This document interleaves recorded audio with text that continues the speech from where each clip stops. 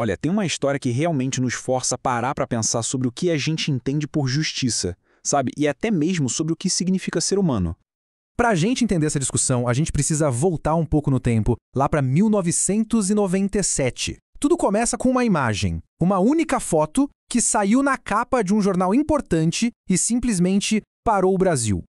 E a cena era pesada. Mostrava um policial militar com a farda, armado e com o pé em cima da cabeça de um homem que já estava rendido, algemado, deitado no chão. É um retrato muito cru de poder e de humilhação. O que aconteceu depois que essa foto foi publicada foi impressionante. Porque ela não foi só um registro, né? Ela escancarou uma ferida na nossa sociedade, gerando um debate gigantesco que pegou fogo. A opinião pública se partiu em duas. De um lado, um grupo ficou chocado, sentiu uma indignação enorme, vendo aquilo como um abuso de poder absurdo. Do outro lado, muita gente saiu em defesa do policial, dizendo que era preciso uma ação dura contra criminosos que eram vistos como uma praga. E o mais revelador, talvez o mais assustador, foi a linguagem que as pessoas usaram para justificar a cena. Em cartas enviadas ao jornal, os suspeitos eram descritos como monstros, víboras, escória. Percebe? Não são palavras que a gente usa para falar de seres humanos. Pois é. E esse tipo de discurso não é inocente. Ele não surge do nada.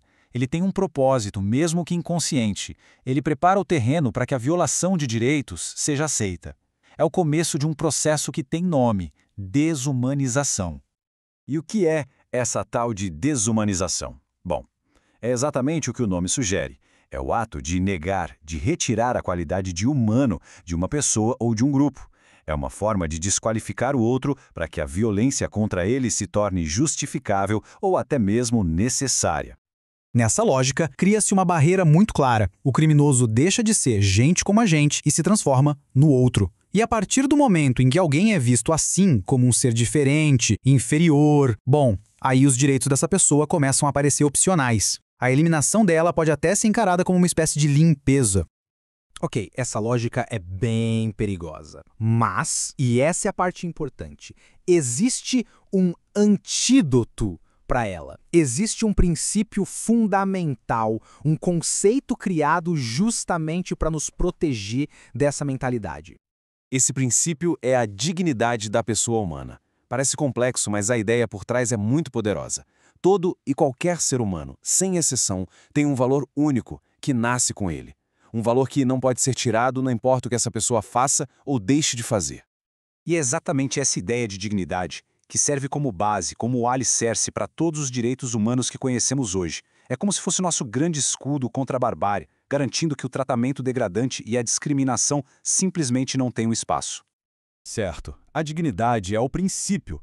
Mas como a gente coloca isso em prática no dia a dia? É aí que entram os direitos humanos, que historicamente foram organizados ao redor daquele famoso lema da Revolução Francesa: liberdade, igualdade e fraternidade.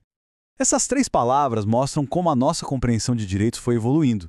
Primeiro, a grande luta foi pela liberdade, os direitos civis e políticos, como o de se expressar, de ir e vir. Depois veio o entendimento de que precisávamos de igualdade, que são os direitos econômicos e sociais, como o acesso à saúde, à educação.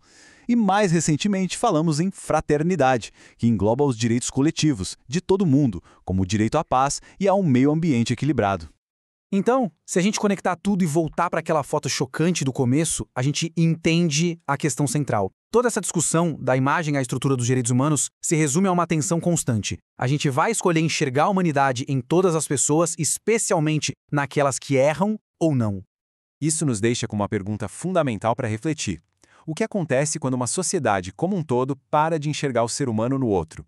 A resposta que a gente dá para isso, no fim das contas, define o tipo de lugar que estamos construindo para viver.